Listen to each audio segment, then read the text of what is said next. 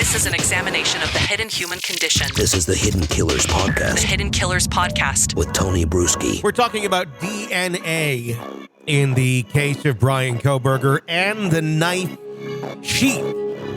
There's been some speculation, some confusion, some developments in the case of that piece of evidence. From what we understand, the knife sheath originally sent to the Idaho crime lab, they said, can't get much DNA off of this, or we're not finding what we need to find, and then get sent to another lab in Texas where they find the genealogical DNA on the knife, which then connects it to Kohberger's father and then eventually puts Kohberger as their main suspect. Joining me is Dan Krane. He is a forensic scientist and professor and very good at talking about DNA. Dan, thank you for joining us. Can you give us some insight into this with your expertise? Well, I'll do my best. Very candidly, the dribs of information that are coming out are raising more questions for me than they're helping me develop some answers. But I'm happy to share my thoughts. Sure. So it's my understanding that what they did is they found a knife sheath at the crime scene. A knife sheath is going to look awfully suspicious at a crime scene where people have been, brutally stabbed to death. And so, that would have obviously gotten the attention of law enforcement. They did what I would expect law enforcement to do. They sent it to their known, trusted colleagues in the Idaho State Crime Laboratory. And the people at the Idaho State Lab apparently took samples from the knife or the knife sheath and arrived at some conclusions. And exactly what the conclusions are isn't entirely clear to me. Mm-hmm. But it does seem as if they essentially have determined that there's nothing to see here. So I suspect what happened is that they swabbed the knife sheath, probably from a couple of different spots, and looked then to quantitate how much DNA they were able to get from those swabs of the knife sheath, and got a result back that suggested to them that there was not enough DNA for them to be confident in their ability to generate a result or to generate a reliable result. Mm-hmm. So they more or less threw up their hands. They may have said, look, we would be willing to try to generate a DNA profile, even though it doesn't appear as if we have much DNA. Many laboratories will do that. But they may have also said, however, you might want to consider sending this to some other laboratory that specializes in these very low amounts of DNA. One way or the other, a decision ended up being made to send the samples, probably the swabs, not the knife sheath itself, to a laboratory in Texas. Mm-hmm.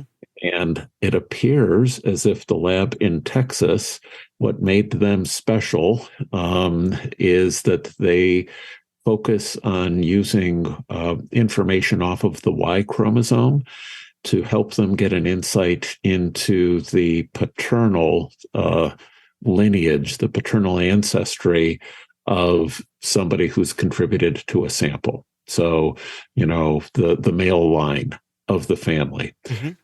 And so it's possible that the Idaho State Police Laboratory had not developed the ability to do testing of the Y chromosome. Some labs have, some labs haven't. And it may be that that's why this Texas lab got involved as well. But regardless, the Texas lab got information off of the Y chromosome. And then it appears as if they used that information to search a genealogical database to see if others who had been interested in their ancestry had submitted DNA for which there was a Y chromosome that looked like it came from a male relative of whoever had left their DNA on the knife sheath. And that, in turn, seems to have led them to Kohberger's parents' home in Pennsylvania. And there, law enforcement took DNA from the trash and, I presume, confirmed the YSTR or the Y chromosome DNA test results that were part of the ancestry submission, and confirmed that indeed it looked like a male relative of somebody who lived in that household in Pennsylvania may have left their DNA on the knife sheath. And that in turn led them to see, could a male relative have been in the area, and then suddenly they find that the son is a student who lives 10, 20 miles away from the crime scene, and the rest then becomes history. Wow. And that's the journey of the DNA. With all that, and twisted story. With all that being said, is any of that refutable? Is there any questions that, or any holes that a defense could poke into this and leave some doubt in a juror's mind of the legitimacy of that DNA, with one lab not really coming up with much initially, but that second one finding something? Obviously, there was something there on the knife sheath, whether the one lab could find it or not.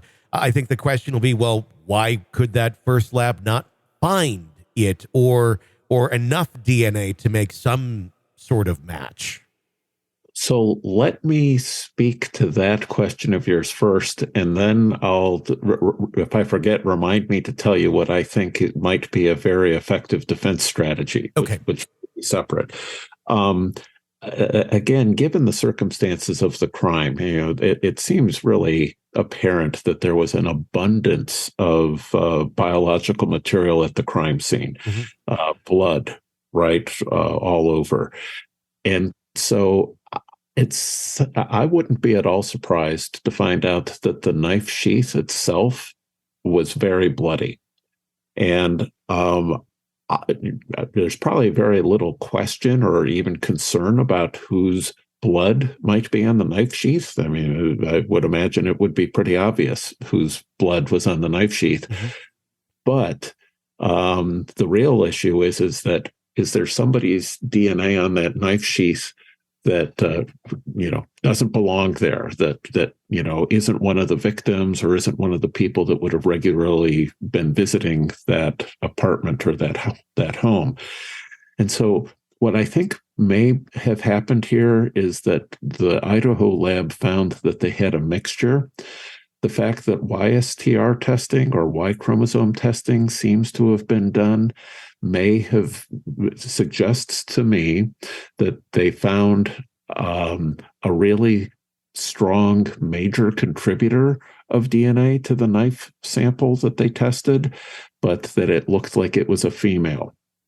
And so there was a need then to focus on any additional DNA that might have come from a male.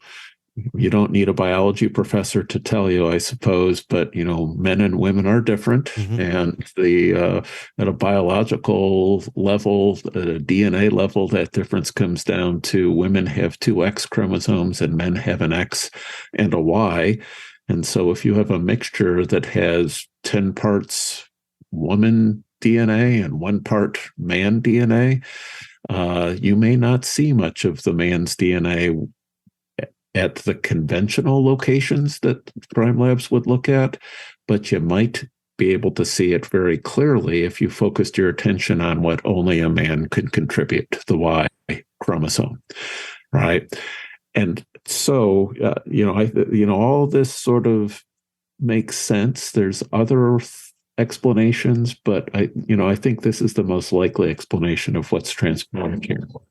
This is an examination of the hidden human condition. This is the Hidden Killers Podcast with Tony Bruschi. Dan Krane, thank you for that insight. I want to go back to you in a little bit and talk about, how do you defend something like this? How do you explain this to a jury? Do you? Or has it become something that works against the prosecution in this case? Stick around for that. Be sure to press subscribe wherever you download podcasts. My name's Tony Bruschi. Stay with us.